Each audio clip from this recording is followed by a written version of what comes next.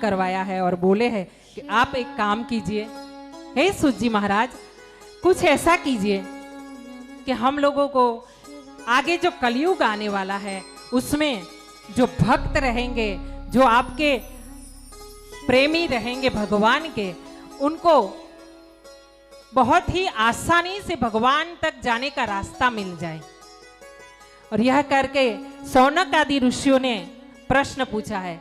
जब जब भी कोई ग्रंथ होता है ना, तो ग्रंथ की शुरुआत वही से होती है हमारे हिंदू धर्म में। तो वहां पूछा जाता है कि जो आसानी से जीवन जी सके, प्रेमी जन, भक्त जन कोई आसानी से जी सके, ऐसा कोई रास्ता बताओ। हाँ, क्यों? कलयुग में ऐसा रास्ता ऐसे तो कोई है नहीं। क्यों नहीं है? क्योंकि कलयुग केवल नाम आधारा, सुमिरी सुमिरी नर उतरे ही पारा। नाम लोगे ना तो पार उतरोगे। जब सतयुग था ना, तब सतयुग में क्या होता था? बड़े बड़े तप होते थे। कैसे तप होते थे? 6-6 महीने भूखे रहना, बिल्व पत्र खाकर जीना, पानी पीकर जीना, हवा पीकर जीना, ऐसे ऐसे धर्म के तप करते थे लोग। और तप करते थे ना, तब जाकर के वो भगवान को पाते थे, सरल जीवन होता था। उसके बाद आया सतयुग के पास, बाद आया त्रेता। त्रेता में भगवान ने व्रत का नियम किया। तो भगवान जो व्रत करेगा, बड़े बड़े व्रत, उसके बाद उसको भगवान मिलेंगे, उसका जीवन सरल होगा। त्रेता के बाद आया द्वापर, जिसमें कृष्ण भगवान हुए। और कृष्ण भगवान के समय में भजन का बहुत महत्व हुआ। भगवान का भजन करेगा, भजन करने वाले को भगवान मिलेगा। उसके बाद आया ये कलयुग। और कलयुग में न तप से, न जप से, न तप से, न भजन से, सिर्फ और सिर्फ नाम स्मरण से। आप देखिए, खाली आप नाम लोगे ना भगवान का, उसी में आपका जीवन चलना शुरू हो जाएगा, बढ़िया जीवन चलेगा। हाँ, यहाँ सूत जी महाराज को बोला गया है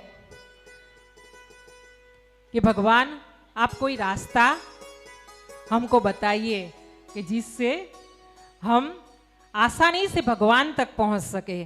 तब सूत जी महाराज ने कहा है कि सबसे सरल और सिर्फ एक रास्ता है। क्या रास्ता है? कि शिव पुराण पढ़ो। शिव पुराण जब तक घर घर में कलयुग में उदय नहीं होगा शिव पुराण का, तब तक सभी को कष्ट रहेगा रहेगा रहेगा। जैसे अगली बार मैंने कहा था, भागवत जी होनी चाहिए।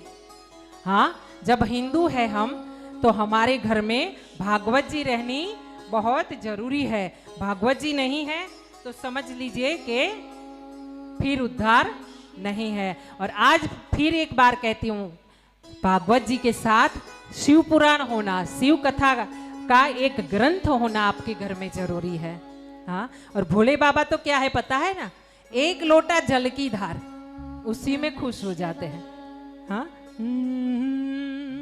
एक बिली पत्रम एक पुष्पम एक लोटा जल की धार, दयालु रिझ कर देते हैं चंद्रमौली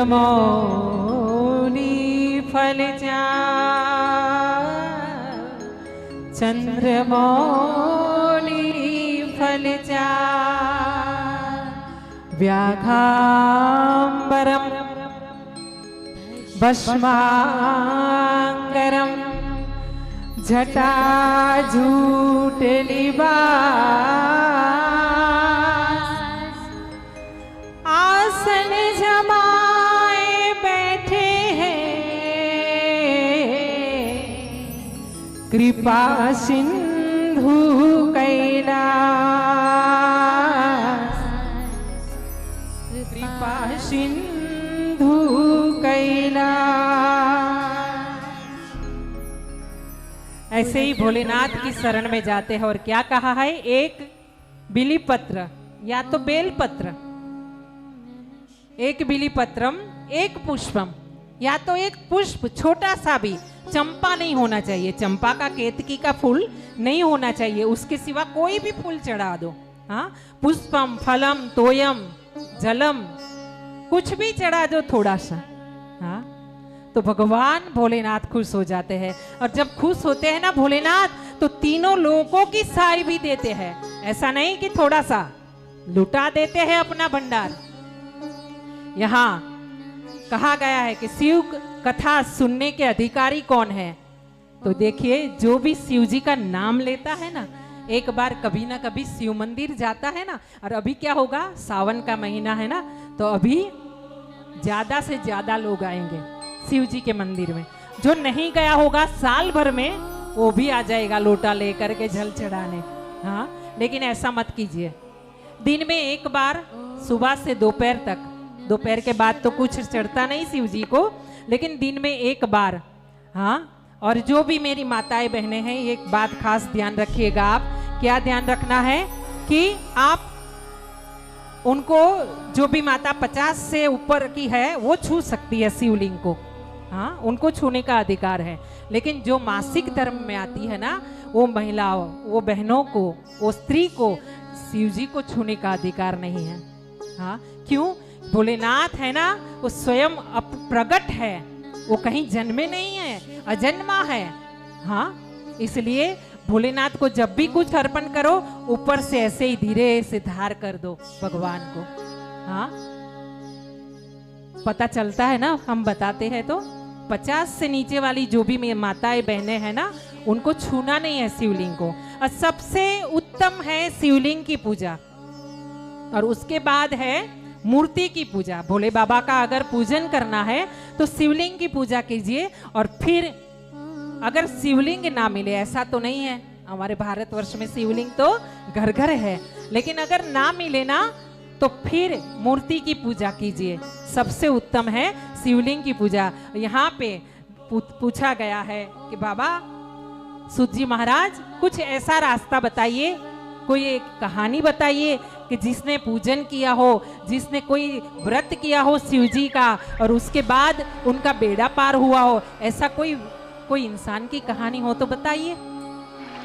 सूत जी ने कहा है, ऐसे किस किस का नाम बताओ, किस किस का नाम बताओ, किस किस की कहानी बताओ कि भोले बाबा को किसने पूजा और किसका बेड़ा पार हुआ।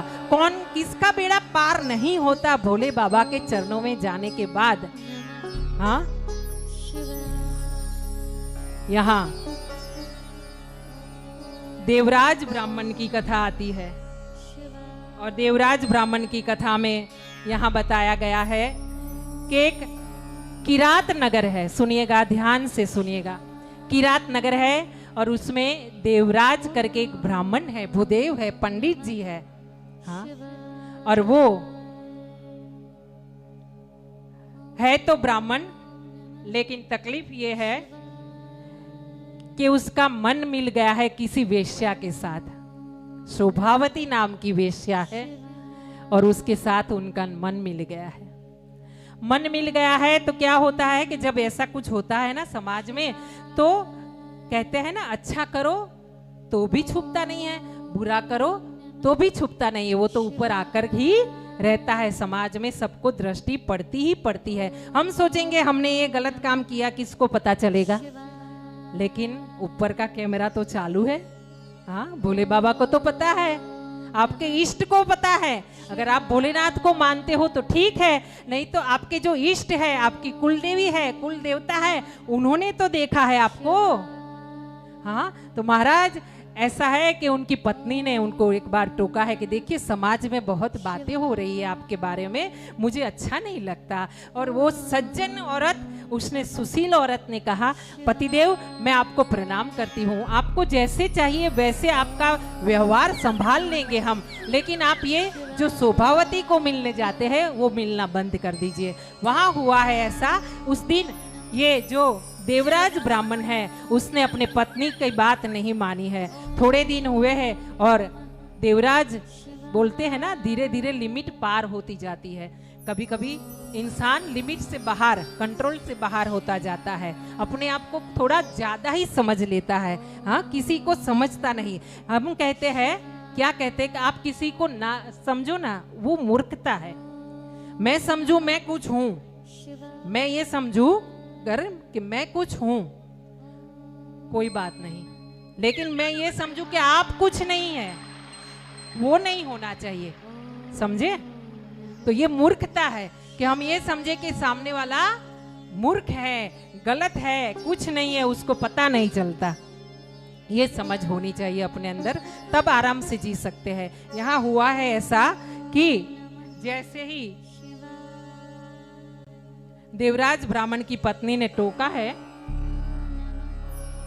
तब देवराज को गुस्सा आया है। और एक दिन जब माँ बाप सो रहे थे ना, तो माँ बाप सो रहे थे, उन्हीं को मार दिया है, माता पिता को मार दिया है देवराज ने। और साथ में पत्नी भी सोई थी, पत्नी को भी मार दिया है। और सब धन लेकर के वेश्या के घर चला गया है, प्रतिष्ठानपुर में चला गया है। और वहां जाके भूदेव वेश्या के घर में रहा है। पंडित है, जन्म से पंडित है, पर रह रहा है वेश्या के घर में रह रहा है। एक बार ऐसा हुआ कि उसकी उम्र हुई, जवानी चली गई। और ये देखिए, जवानी तो जाने वाली है, गुजराती में बोलते हैं जवानी जवानी।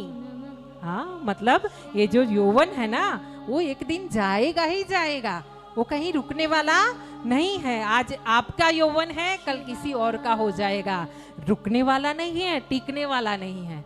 हाँ, तो इस तरफ क्या हुआ है कि माता पिता को और पत्नी का ये मार करके, हत्या करके देवराज जब वेश्या के घर गया है, अब वेश्या किसी की ना हुई है ना होने वाली है, तब ये बूढ़ा हुआ है और उसकी हालत खराब हुई है। अब उसको देखने वाला कोई नहीं है। जब पत्नी थी, माँ बाप थे, तब टाइम पे 2 टाइम भोजन मिलता था, घर था, सुविधा मिलती थी। लेकिन अब जब दूसरी औरत के संगत में पड़ा है, तो अब उसको देखने वाला कोई नहीं। दूसरी तरफ उसकी उम्र होने लगी है, वो बूढ़ा हुआ है। और एक दिन ऐसा हुआ है कि कहीं प्रतिष्ठानपुर में वो गया है, वहां शिवालय में जाकर के बैठा है। बैठने के बाद देखा है कि यहाँ पे महाशिव पुराण की कथा कोई ऐसे ही पंडित जी बैठ करके कर रहे हैं। अपनी तरह ही मंदिर में, शिवालय में ये शिव कथा हो रही है। ऐसा कहा गया है कि शिव कथा या कोई भी कथा, सत्संग आप अपने घर पे करो तो सही है, बढ़िया है। लेकिन अगर आप कहीं कोई मंदिर में, शिवालय में, कोई ऐसी जगह पे जहां धार्मिक स्थल हो, सुंदर स्थल हो, पवित्र स्थल हो, वहां जाके करोगे तो उसका परिणाम, उसका फल आपको 4 गुना मिलेगा। ये यहाँ बताया गया है। हुआ है ऐसा कि ये अपने शरीर से लाचार है, पड़ा है एक तरफ और हिलडुल नहीं सकता, तो कथा तो सुनेगा ही सुनेगा। कथा सुन रहा है और साथ में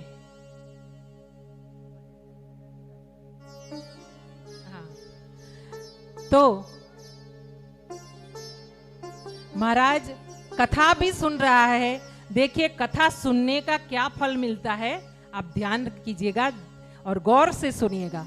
ये कथा सुन रहा है। उस दिन शिवरात्रि थी, तो रात को इसने कुछ खाया नहीं, क्योंकि किसी ने उसको कुछ खाना दिया नहीं। जो भगत कथा सुन रहे थे उनका उपवास था, इसलिए खाना किसी ने बनाया नहीं था वहां पे। और ये कथा सुनते सुनते सोया है, आंख लगी है, उतने में उसको पता चला है कि रात का समय हो रहा है। रात का समय हो रहा है, तो उसने देखा कि सबके सब जो भगत थे, कथा सुन रहे थे, वो सब अपनी अपनी जगह लेके मंदिर में सो गए हैं। इसलिए उसने सोचा कि अब मैं उठता हूँ, जा करके कुछ प्रसाद अगर इन्होंने भगवान को चढ़ाया होगा, वो प्रसाद मैं ले लेता हूँ और मेरी क्षुधा को, मेरी भूख को शांत करता हूँ। और वो वहाँ से उठा है, धीरे धीरे धीरे धीरे संभालता हुआ शिवलिंग की तरफ बढ़ा है। जा करके उसने शिवलिंग के ऊपर जो पत्र थे, बिली पत्र थे, पुष्प थे, उसको सबको सफाई की है। और उसके बाद देखा कि दीप जो है ना, वो बुझने की तैयारी है, तो उसने दीप को थोड़ा जलता हुआ और बढ़ाया है, उसकी बाटी को, तो और रोशनी हुई है शिवालय में। और इस करके दीप और प्रकट हुआ है। उस शिवालय की दीप की रोशनी में उसने देखा कि सब शांति से सोए हैं। उसने इधर उधर देखा तो कहीं छोटा सा पत्र में एक प्रसाद पड़ा था, उसको भूख लगी थी, तो उसने वो प्रसाद उठाया और थोड़ा सा मुंह में रखा और सोचा कि अपने बिस्तर पे जगह पे जाता हूं और जाकर के मैं प्रसाद खाऊंगा। जैसे ही चलने लगा उसको किसी की ठोकर लगी तो गिर पड़ा। आवाज आई तो सब भक्त खड़े हुए, उनको लगा कि कोई चोर आया है और इसलिए सबने उठ करके मारना शुरू किया। मारते मारते उसका देह वहीं पे प्राण छोड़ दिया और वो बेहोश होके प्राण गवा के वहीं पड़ गया। उसी समय यमदूत आए